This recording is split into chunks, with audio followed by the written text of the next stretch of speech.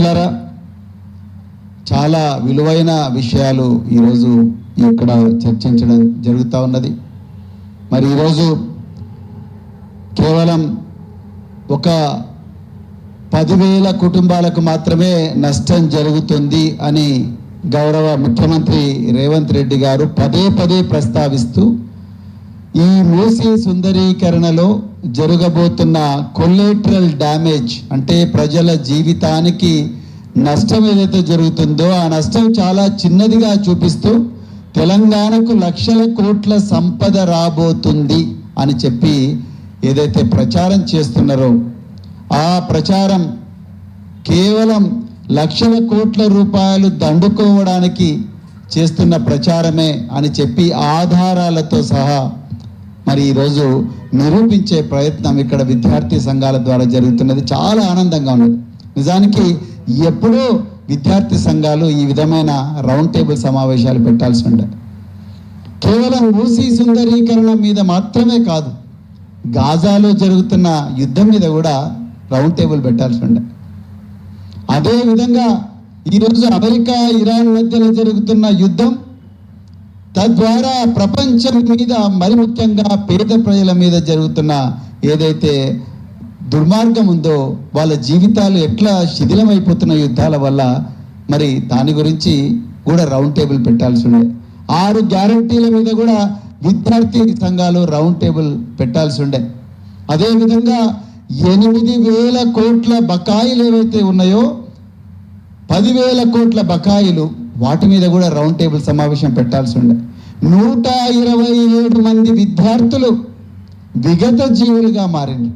నా బిడ్డలు చాలా గొప్పగా డాక్టర్లు అవుతారు, ఇంజనీర్లు అవుతారు, ప్రొఫెసర్లు అవుతారు అని చెప్పి తల్లిదండ్రులు మనం ఈరోజు ఏ పేద ప్రజల ఇళ్ళైతే కూలిపోబోతున్నాయో ఆ కుటుంబాల నుంచి విద్యాలయాలకు వచ్చిన బిడ్డలు శవాల ఇంటికి తిరిగి వస్తున్నప్పుడు దాని మీద కూడా మనం చేయాల్సి ఉండే. లేట్ అయినా పర్వాలేదు, ఈరోజు ఒక కీలకమైన సమస్యను మీరందరూ కూడా తీసుకున్నందుకు చాలా చాలా ధన్యవాదాలు, మరి అభినందనలు. మరి మనందరూ వెనక ఉండి నడిపిస్తున్న మరి పెద్దలు కేసీఆర్ గారు వారికి కూడా నేను హృదయపూర్వక ధన్యవాదాలు తెలుపుతా ఉన్నా. మిత్రులారా, నిజంగా ఈరోజు తెలంగాణలో ఫ్యాసిస్ట్ పాలన నడుస్తూ ఉన్నది. అదేదో పాత రోజుల్లో మనం యూనివర్సిటీలో రూమ్ నెంబర్ 57లోనో లేకపోతే ఠాగూర్ ఆడిటోరియంలోనో లేకపోతే ICSSR హాల్స్లో మాట్లాడుకునే భాష కాదు ఇది. ఇది వాస్తవం. 2023లోనే ఈ 5 లక్షల కోట్ల రూపాయలను తినడానికి భారీ కుట్ర జరిగింది. మీరు ఒక్కసారి మంత్రివర్గ విస్తరణ చూడండి. ఈరోజు గౌరవ ముఖ్యమంత్రి తన దగ్గర ఏ శాఖలు పెట్టుకున్నాడు మీరు చూడండి. రేవంత్ రెడ్డి గారే ముఖ్యమంత్రి, సాధారణ పరిపాలన వారి చేతిలోనే ఉంది, హోమ్ మినిస్ట్రీ కూడా వారి చేతిలోనే ఉంది, అదేవిధంగా municipal administration and urban development కూడా వారి చేతిలోనే ఉన్నది. అంటే 1 కోటి పాపులేషన్, 1,10,00,000 మంది ప్రజలు ఏ ప్రాంతాల్లో అయితే నివసిస్తున్నారో అంటే సగం తెలంగాణ నివసిస్తున్న పాపులేషన్ ప్రభావితం చేసే మున్సిపల్ శాఖ వారి చేతిలోనే పెట్టుకున్నారు. అదేవిధంగా మరి హోంశాఖ వారి చేతిలోనే పెట్టుకున్నారు. జనరల్గా ఏ ముఖ్యమంత్రి కూడా హోంశాఖ తన దగ్గర పెట్టుకోరు. ఇక పొంగులేటి శ్రీనివాసరెడ్డి గారి శాఖలు చూడండి. రెవెన్యూ శాఖ, సమాచార పౌర సంబంధాల శాఖ. ఇది కాకతాళీయంగా జరిగిన వ్యవహారం కాదు. నేను దానికి కొన్ని ఆధారాలు ఇస్తాను మీకు. ఈ ప్రభుత్వం అధికారంలోకి వచ్చిన వెంటనే వాళ్ళు మొట్టమొదట సంతకాలు చేయాల్సిన ఫైల్స్ ఏమిటి? 6 గ్యారంటీలు. 6 గ్యారంటీల మీద సంతకాలు జరగాలి. 420 హామీలు కాంగ్రెస్ మేనిఫెస్టోలు ఇచ్చిండ్రు, వాటి మీద సంతకాలు జరగాలి. వాటికి కావలసిన నిధులు ఏ విధంగా సేకరించాలన్న విషయాల మీద సంతకాలు జరగాలి. కానీ అవేవి జరగలేదు. మరి జరిగినవేంటి? మొట్టమొదట రాగానే లగచర్ల, బల్లులు కూడా గుడ్డు పెట్టని భూములను 100 సంవత్సరాల నుంచి రాత్రింబవళ్ళు గిరిజన బిడ్డలు వాళ్ళు కాయకష్టం చేసి నడుములు వంచుకొని మరి పాములు గుట్టినా తేళ్లు గుట్టినా కొడవళ్ళతోని గడ్డపాలతోని వ్యవసాయం చేసి ఆ భూములను చదును చేసుకుంటే పోతేనే దాదాపు 2000 ఎకరాలు 3000 ఎకరాల భూములు ఫార్మాసిటీ అని తన అల్లుడికి సృజన్ రెడ్డికి కట్టబెట్టడానికి లగచెర్ల భూముల దోపిడీ. ఇక దాని తర్వాత ఇంకో దగ్గర భూముల దోపిడీ, ఇంకొక దగ్గర భూముల దోపిడీ. ఇంతకుముందు ఒక సోదరుడు చెప్పిండు, హైదరాబాద్ నగరం నడిబొడ్డున పరిశ్రమలు బాగా డెవలప్ కావాలని చెప్పి 9292 ఎకరాల భూమిని రకరకాల ప్రభుత్వాలు సేకరిస్తే ఆ భూములను హిల్ట్ పేరు మీద హైదరాబాద్ ఇండస్ట్రియల్ ల్యాండ్ ట్రాన్స్ఫర్మేషన్ అని చెప్పి హిల్ట్ పేరు మీద దాన్ని రియల్ ఎస్టేట్ కంపెనీలకు కట్టబెట్టే కుట్ర జరుగుతూ ఉన్నది. తెలంగాణ తొలి ముఖ్యమంత్రి కేసీఆర్ గారు 16,000 ఎకరాలను ఫార్మాసిటీలు మరి ఇతర పరిశ్రమలను డెవలప్ చేయాలని చెప్పేసి భూములు సేకరిస్తే పోచారం దగ్గర ఆ భూములను ఫ్యూచర్ సిటీ పేరు మీద వాటిని గుంజుకొని ఆ ఫార్మా కంపెనీలు ఎవరికైతే అలాట్ అయినాయో వాళ్ళని కూడా బయటికి పారదుంటుంది. ఏ విధంగా అయితే రియల్ ఎస్టేట్ ఏజెంట్లు భూములు తీసుకొని వాటికి రోడ్లు ఇస్తారో ఆ విధంగా 16 ఎకరాల భూమికి 4,000 కోట్ల రూపాయలతోని ఇప్పుడు రోడ్లు వేస్తున్నట్టు అవి సీఎం రమేష్ అని ఆంధ్ర ప్రాంతం కాంట్రాక్ట్కి ఇచ్చింది. ఇవన్నీ కూడా మనము కాకతాళీయంగా జరుగుతున్న సంఘటనలు కావు. అందులో భాగమే ఈరోజు మూసీ సుందరీకరణ 3,200 ఎకరాల భూమిని సేకరిస్తున్నారు. ఈ భూములు మామూలు భూములు కాదు, ఇందులో వేల కుటుంబాలు, లక్షల కుటుంబాలు ఇక్కడ నివాసం ఉంటున్నాయి గత 100 సంవత్సరాల నుండి. మిత్రులారా, ఇక్కడికి కేవలం ఒక 500 మీటర్ల దూరంలోనే ఎర్రమంజిల్ కాలనీ ఉన్నది. ఎర్రమంజిల్ కాలనీలో 2004 సంవత్సరం నుంచి 2006 సంవత్సరం వరకు నేను నివాసం ఉన్నా. మేము ప్రభుత్వ క్వార్టర్లో నివాసం ఉన్నాం. అక్కడ ఎమ్మెల్యేలు ఉండేవాళ్ళు, ఐఏఎస్ ఐపీఎస్ అధికారులు ఉండేవాళ్ళు. నిమ్స్కు దీనికి సోమాజిగూడ ప్రెస్ క్లబ్కు మధ్యలో ఉన్నదే ఎర్రమంజిల్ ఆఫీసర్స్ కాలనీ. 2006 సంవత్సరంలో మెట్రో లైన్ విస్తరణ కోసం ఆ క్వార్టర్లన్నీ కూడా మేము తీసేసుకుంటాం అని చెప్పి మా ఇంటి ముందర నోటీసు అతికించిన వెంటనే మొట్టమొదట ఏడ్చింది మా అబ్బాయి. మా పిల్లలు ఏడ్చిండ్రు, అమ్మో నాయన మనం ఈ ఇల్లు వదిలిపెట్టి పోవాలి, అది గవర్నమెంట్ క్వార్టర్ పెట్టా, మన ఇల్లు కాదంటే కూడా అమ్మో మనకు నిమ్స్ పక్కన ఉన్నది, దాని పక్కన బేకరీ ఉన్నది, దాని పక్కనే పీవీఆర్ మల్టీప్లెక్స్ ఉన్నది, ఇంకా కొంచెం దూరం పోతే జీవీకే 1 ఉన్నది, ఇంకా మా స్కూల్ చాలా దగ్గరగా ఉన్నది, పక్కనే హుస్సేన్ సాగర్ ఉన్నది, ఇవన్నీ మనం మిస్ అవుతున్నాం, ఎక్కడ పోవాలి డాడీ అన్నాడు. 2 సంవత్సరాలు ప్రభుత్వ క్వార్టర్లో ఉంటేనే మా పిల్లలు ఏడ్చిండ్రు. ప్రభుత్వం కూలగొడుతుంది వరకే, అది మా ఇల్లు కాదు, నిజానికి ప్రభుత్వం మాకు అలాట్ చేసింది.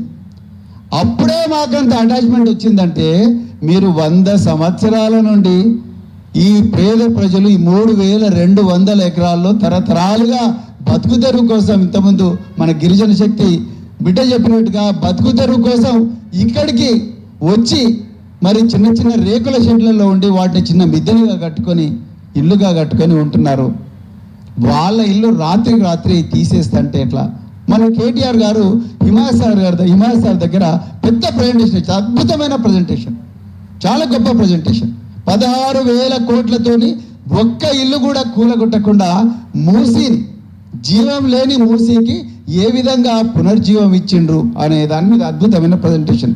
అది వర్క్ ఇన్ ప్రోగ్రెస్, ఇంకా రాబోయే రోజులు ఇంకా చాలా చేయాలని కూడా వారు చెప్పడం జరిగింది. కానీ దాని పక్కనే పొంగులేటి శ్రీనివాసరెడ్డి గారి ఇల్లు ఉన్నది.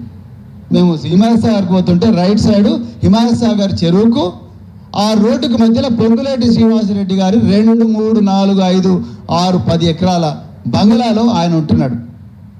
నాకు రోజు అనాలనిపించింది, నిజానికి మనం అందరం పోయి ఆ పొంగులేటి శ్రీనివాసరెడ్డి ఇంటి మీద నోటీస్ పెడదామని. దాని పక్కనే గడ్డం వివేకానంద్, ఆయన 12 ఎకరాల భూమిని ఆక్రమించి దాని మీద మరి అక్కడ కూడా ఒక ఫామ్ హౌస్ కట్టుకున్నాడు. మరి వాళ్ళ ఇళ్ళ మీద నోటీసు ప్రజలు అతికిస్తే ఇప్పుడు మీరు రాస్తున్నారు కదా RBX అని ప్రతి ఇంటి మీద రాస్తున్నారు. మేము కేటీఆర్ గారితో మేము చాలా చోట్ల కూడా ఈ మధు పార్క్ రిడ్జ్ ఆ విధంగా ఉన్న చాలా అపార్ట్మెంట్స్లోకి మేము వెళ్ళడం జరిగింది. అసలు వాళ్ళ కళ్ళలో భయం ఉన్నది, ఏడుస్తున్నారు, ఏం చేయాలో అర్థం కాదు, ఎగ్జామ్స్ ఎట్లా రాయాలో తెలియదు. కానీ ఇక్కడ క్రూరమైన కుట్ర ఏంటంటే ఈ బాధలన్నీ కూడా ప్రజలకు తెలవడం లేదు. ఎందుకు? Information and public relations department ఎవరి దగ్గర ఉన్నది? పొంగులేటి శ్రీనివాసరెడ్డి దగ్గర ఉన్నది. వెలుగు మట్లలో దాదాపు 1000 కుటుంబాలను రాత్రికి రాత్రే 4000 మంది పోలీసులతోని బుల్డోజర్లతో కూలగొట్టింది. ఎక్కడన్నా ప్రజలకు తెలిసింది ఆ విషయం? తెలవలేదు. గాజాలాగా మార్చిండ్రు. సలోమి అనే ఒక అమ్మాయి బిఎడ్ చేస్తూ ఎగ్జామ్ వదులుకొని అయ్యో మా ఇంట్లో కూలగొడుతున్నారంట అని చెప్పి బిఎడ్ పక్కకు పెట్టేసి వచ్చి పోలీసు వాళ్ళ కాళ్ళ మీద పడ్డది. అమ్మాయి ఎగ్జామ్స్ పోయినాయి. ఒక మహిళ 70 సంవత్సరాలు ఉండే మహిళ, నాయన మొన్ననే ఇల్లు కట్టుకొని సున్నం వేసుకున్నాం, మీరు కూలగొడుతున్నారు, కనీసం ఒక్క 5 నిమిషాలు ఆ ఇంట్లో అడుగుపెట్టి అక్కడ ఆ గోడలను తాకనివ్వండి బాబు అని అడుక్కున్నా కూడా ఆ మంత్రి గారి మనసు కరగలేదు. పైగా మంత్రి గారు ఏమంటున్నారు? మీరు పెయిడ్ బ్యాచ్ అంటున్నారు, మీరు ల్యాండ్ మాఫియా అంటున్నారు. ఆయన వార్తలన్నీ కూడా పతాక శీర్షికల్లో పత్రికల్లో వస్తున్నాయి. ఎందుకు? ఆయన information and public relations minister, ఆయనే రెవెన్యూ మినిస్టర్.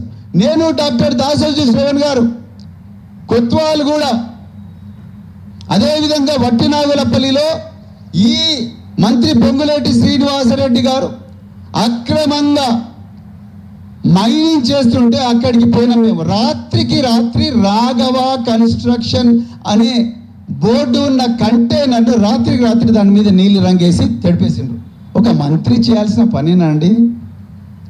మొన్న కేటీఆర్ గారు వట్టినాగులపల్లిలో 3 ఎకరాల 1965వ సంవత్సరంలో 3 ఎకరాల భూమి కొనుక్కున్న ఒక వయోవృద్ధుల కుటుంబంతో కలిసి ప్రెస్ మీట్ పెట్టారు. సాక్షాత్తు మంత్రి పొంగులేటి శ్రీనివాసరెడ్డి వాళ్ళ ఇంటికి పోయి 3 ఎకరాలు నాకు ఇస్తావా ఇయ్యవా అని చెప్పి అడిగితే, దాని తర్వాత ఆయన కొడుకు హర్షారెడ్డి 70 మంది బౌన్సర్లతోని ఆ గోడలు కూలగొట్టడానికి పోతే హబీబుల్లా అనే ఒక గచ్చిబౌలి ఇన్స్పెక్టర్ ఆ హర్షారెడ్డి మీద రాఘవ కన్స్ట్రక్షన్ మీద ఎఫ్ఐఆర్ చేస్తే రాత్రికి రాత్రి హబీబుల్లాని ట్రాన్స్ఫర్ చేసిండ్రు. ఆయనకు మళ్ళీ పోస్టింగ్ రాదు గవర్నమెంట్లో, నేను బరాబర్ రాసిస్తాను. ఈ విషయాలు బయట ప్రపంచానికి తెలియనివ్వరు. ఎందుకంటే information and public relations department మంత్రి దగ్గర ఉన్నది. మనం ఎక్కువగా మాట్లాడితే ఇప్పుడు అసెంబ్లీలో, ఇప్పుడు దాసోజీ శ్రవణ్ గారు ఉన్నారు, అసెంబ్లీలో హేట్ స్పీచ్ అనే ఒక కొత్త బిల్లు తీసుకొచ్చారు రేవంత్ రెడ్డి గారు. నేను ఆ ముందు మాట రేవంత్ రెడ్డి గారే రాసిండ్రు. ముందు మాట అంటే ఆయన ఎవరితో రాయించిండు తెలియదు, ఆయన సంతకం ఉన్నది, ఆయన పేరు ఉన్నది. ఆ ముందు మాటలో ఈ రాష్ట్రంలో ఇప్పుడున్న న్యాయాలు, ఇప్పుడున్న బిఎన్ఎస్ భారత న్యాయ సమితి అంటే ఒకప్పుడు ఐపీసీ, అందులో సెక్షన్లలో చాలా లొసుగులు ఉన్నాయి. కానీ ఇంకా ఎక్కువగా శిక్షలు పడాలి. ఈ ప్రభుత్వాన్ని ఎవడు పడితే వాడు విమర్శిస్తున్నాడని ప్రభుత్వ అధికారులకు అపరిమితమైన అధికారాలు ఇచ్చి హేట్ స్పీచ్ బిల్ ఒకటి ఇంట్రడ్యూస్ చేస్తున్నారు.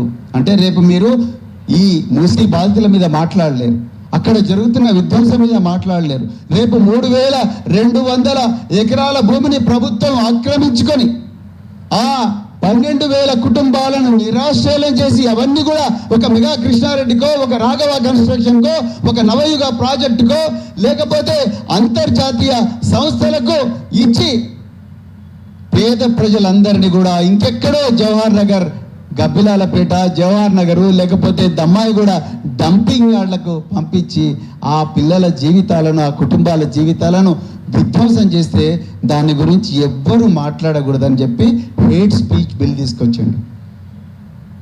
Information and public relations minister Ponguleti Srinivasa Reddy ఉన్నారు. మరి ఎట్లా ఇదంతా గుర్తుకొస్తుంది, ఇదంతా ప్రజలకు ఎట్లా తెలవాలి? అందుకొరకే ఈరోజు మరి బీఆర్ఎస్వి ఆధ్వర్యంలో మీరందరూ కూడా రౌండ్ టేబుల్ పెట్టండి. మిత్రులారా, మీరు కోర్టులు కూడా మనకు పూర్తిగా న్యాయం చేస్తారైతే నాకైతే నమ్మకం లేదు. దయచేసి నేను మొన్న ఆ దళిత క్రిస్టియన్ల జడ్జిమెంట్ చూసిన తర్వాత నాకు అర్థమైపోయింది, ఈ దేశంలో మనం న్యాయం బతికే ఉందని మనకు అనుకూలంగా వచ్చినప్పుడు అనిపిస్తుంది. కానీ నిజానికి ఈ దేశంలో న్యాయ వ్యవస్థలో పేదలకు సంబంధించిన వాళ్ళు, పేదల మీద ప్రేమ కలిగిన వాళ్ళు ఎవరు కూడా లేరు. ఇది వాస్తవం. 80% మంది జడ్జిలు ఈ దేశంలో ఆధిపత్య వర్గాల నుంచి వచ్చిన వాళ్ళే. వాళ్ళకి మూసీ నదిలో బతుకుతున్న 100 సంవత్సరాల 200 సంవత్సరాల మూసీ నదిలో 100 సంవత్సరాల నుండి మూసీ నది పరివాహక ప్రాంతంలో బతుకుతున్న బాధలు ఆ జడ్జిలకు అర్థమవుతాయని అనుకోవడం లేదు. కానీ డాక్టర్ బిఆర్ అంబేద్కర్ గారు ఒక మాట చెప్పారు, no force can stand against the multitude of people అన్నారు. అంటే ప్రజల పోరాటం ముందు ఎంత పెద్ద సంస్థ అయినా కూడా తల వంచాల్సిందే. మీరు జల్లికట్టులో చూశారు, జల్లికట్టు జడ్జిమెంట్లో చూశారు.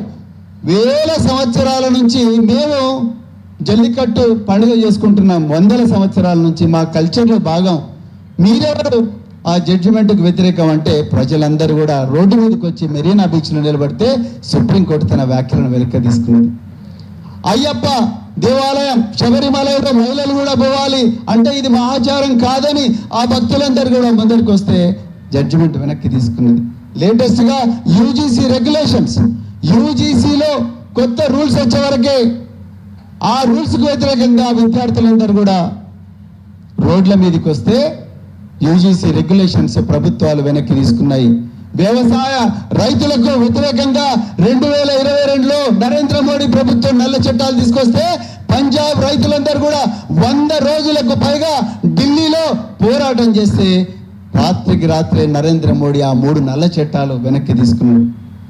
రేవంత్ రెడ్డి కూడా ఈ మూసీ సుందరీకరణ ప్రాజెక్టును వెనక్కు తీసుకునేదాకా విద్యార్థి సంఘాలందరం కూడా మనము ఇప్పుడు పెద్దలందరూ చెప్పిన విలువైన విషయాలు ఇవన్నీ తీసుకొని ఎలాంటి అలసత్వం లేకుండా ఈ వాట్సాప్లకు సోషల్ మీడియాలకు వీటికి మాత్రమే పరిమితం కాకుండా తప్పకుండా ఈ 55 కిలోమీటర్ల పొడవైన మూసీ నది పరివాహక ప్రాంతంలో ఉండే ప్రతి కుటుంబాన్ని కూడా మనం స్పృశించాల్సిన అవసరం ఉన్నది. మీరు గుర్తుపెట్టుకోండి, నాజీలు 1939 సంవత్సరం నుండి 45వ సంవత్సరం మధ్యలో 60 లక్షల మంది యూదులను ఊచకోత కోసిండ్రు. అది నాజీల గొప్పతనం కాదు, అప్పుడు జర్మనీలో బతికిన ప్రజల బలహీనత. వాళ్ళు ఇది ప్రశ్నించలేదు. అయ్యో నా ఇంటికి రాలేదు కదా, నా ఇంటికి రాలేదు, I'm a Christian Democrat, they have not touch my home. Okay, I'm a socialist, they have not touch my home. Okay, but ఒకరోజు రాత్రి వాళ్ళు నీ ఇంటికి కూడా వస్తారు, నీ ఇంటికి వచ్చి నీ ఇంటి మీద కూడా నోటీస్ వేస్తారు. అప్పుడు నువ్వేం చేస్తావు? అప్పుడు నీ వెనక ఎవరు ఉంటారు? అందుకొరకే వెలుగు మట్లలో ఈరోజు ప్రభుత్వం నిరంతరాయంగా ఏ మాత్రం కూడా సిగ్గు లేకుండా 1000 ఎకరాలు ఆక్రమించుకుంటూ పోతా ఉన్నది, 100 అక్రమ కేసులు పెడతా ఉన్నది. ఎవరు అడగడం లేదు, ఎందుకంటే ఇది నా ఇంటికి రావడం లేదు కదా. కానీ రేపు నీ ఇంటికి పోలీసులు వచ్చి నోటీస్ అతికిచ్చినప్పుడు, ఎంఆర్ఓ నోటీస్ అతికించినప్పుడు నీ వెనక ఎవరు ఉండరు సుమా. అది దయచేసి గుర్తుపెట్టుకో. అందుకొరకే ఇక్కడ బతుకుతున్న పిల్ల ఈరోజు నిరాశ్రయాలుగా కాబోతున్న మధు పార్క్ రిడ్జ్ వాళ్ళు కావచ్చు, లేకపోతే గ్రామీణ ప్రాంతాల్లో బైరాగూడ కావచ్చు, ఇంకా ఎన్నో బస్తీలు ఉన్నాయి. ఆ బస్తీలో నా వాళ్ళు లేరు, నేను ఆ బస్తీలో బతకడం లేదు, నేను క్యాంపస్ హాస్టల్లో ఉంటున్నా, కాచిగూడ హాస్టల్లో ఉంటున్నా, రేవంత్ నగర్ హాస్టల్లో ఉంటున్నా, లేకపోతే బుద్ధభవన్ హాస్టల్లో ఉంటున్నా అని నువ్వు అనుకుంటే మాత్రం రేపు నీ హాస్టల్ కూడా కూలిపోతుంది మిత్రమా. ఇదే ముఖ్యమంత్రి, ఎడ్యుకేషన్ మినిస్టర్గా ఉన్న ముఖ్యమంత్రి ఇదే ఠాగూర్ ఆడిటోరియంలో నేను గ్రీన్ ఛానల్ ద్వారా మీకు 1000 కోట్లు ఇస్తాను అని చెప్పి ఉస్మానియా యూనివర్సిటీ వీసీకి ఇప్పుడు డెవలప్ చేయండి అన్నాడు. మరి ఒక్క పైసా వచ్చింది? ఇక్కడ 2 ఆచార్యులు ఉన్నారు, విశ్రాంత ఆచార్యులు, ఒక్క పైసా వచ్చిందా? రాలేదు. మరి దీని గురించి మనం ఎందుకు రౌండ్ టేబుల్ పెట్టడం లేదు? ఏమైంది మరి? ఇప్పుడు ఆకునూరు మురళి విద్యా విధానం అన్నాడు, ఉపాధ్యాయుల జీతాలు తగ్గించాను ఆ కమిషన్ ద్వారా. అదేవిధంగా రెసిడెన్షియల్ పాఠశాలలో డిగ్రీ కళాశాలన్నీ తీసేయాలన్నారు. కేసీఆర్ గారి ఆనవాళ్ళు ఏవైతుంటే అవన్నీ కూడా తీసేయాలన్నారు. రేపు మన దగ్గరికి వస్తే రేపు మన పిల్లలు చదివే స్కూల్ కూడా మొత్తం ఖతమైపోతాయి. అప్పుడు మన పరిస్థితి ఏంది? అందుకొరకే ఈ సమస్య కేవలం మూసీ పరివాహక ప్రాంతంలో బతుకుతున్న ప్రజల సమస్యనే కాదు, ఇది తెలంగాణ ప్రజల సమస్య, ఇది దేశ ప్రజల సమస్య. ఈ థేమ్స్ నదితోనో లేకపోతే సియోల్తోనో లేకపోతే సబర్బత్తోనో దీన్ని పోల్చడం సరికాదు. ఆ దేశం వేరే, మన దేశం వేరే, వాళ్ళ సంస్కృతి వేరే, మన సంస్కృతి వేరే. వాళ్ళు థేమ్స్ నది ప్రాజెక్టుకు అప్రోచ్ అయిన విధానం వేరే. చివరిగా ఒక మాట చెప్పి నేను ముగిస్తున్నా. ఒక నదిని పునరుజ్జీవం చేయాలంటే ఒక్కొక్కసారి 1000 సంవత్సరాలు కూడా పట్టచ్చు. ఈరోజు పక్కనే ఉంది హుసేన్ సాగర్ 400 సంవత్సరాల క్రితం నిర్మించబడ్డ హుసేన్ సాగర్లో ఈరోజు మనం ఈత కొట్టగలమా? ఈత? ప్రజలు ఆత్మహత్యలు చేసుకోవడానికి సిద్ధపడి హుసేన్ సాగర్లో దుంకితే ఒక్కడే వ్యక్తి పోయి తీసుకొని వస్తాడు, ఆయన పేరు కృష్ణ. లేక్ పోలీస్ స్టేషన్ దగ్గర ఉంటాడు. శివకు కూడా నేను అడిగిన, శివ నీకు మరి లోపల అమ్మో నాకు భయం అవుతుంది సార్, అందుకని తొందర బయటకు వస్తా అంటాడు. అంటే నేను అనేది ఏంటంటే అంత ఈజీ కాదు. ముందు దానికి రావాల్సిన వ్యర్థాలు ఏవైతే ఉన్నాయో, కాలుష్యం ఉంటుందో ముందు వాటిని చేయాలంటే దానికే 50 సంవత్సరాలు పడుతుంది. ఇంతకుముందు థేమ్స్ నది పునరుజ్జీవం గురించి మాట్లాడారు, 150 సంవత్సరాలు పట్టింది ఇప్పటి వరకు, అయినా కూడా గాలే. 2100 సంవత్సరం నాటికంటే 2026 నుండి 2100 సంవత్సరాల వరకు దాదాపుగా 1.7 బిలియన్ పౌండ్స్, అంటే దాదాపుగా 1,70,000 కోట్ల రూపాయలు, 1,70,000 కోట్ల రూపాయల ఏవైతే రూపాయలు ఉన్నాయో వాటి కోటాను కోట్ల రూపాయలు ఖర్చు పెట్టినా కూడా కంప్లీట్ కాదు అని అంటున్నారు రేవంత్ రెడ్డి గారు. 2 సంవత్సరాల లోపలనే ఇదంతా చేస్తా అంటున్నారు. మీరందరూ కూడా దయచేసి దీని గురించి ఆలోచించాలి. చాలా సింపుల్ భాషలో ప్రజలందరికీ కూడా వివరించాల్సిన అవసరం ఉందని చెప్తూ, మరింత చక్కటి అవకాశం నాకు ఇచ్చిన మరి బీఆర్ఎస్పీ నాయకుడు గెల్లు శ్రీనివాస్ యాదవ్ గారికి ప్రత్యేకమైన ధన్యవాదాలు చెప్తూ, జై తెలంగాణ.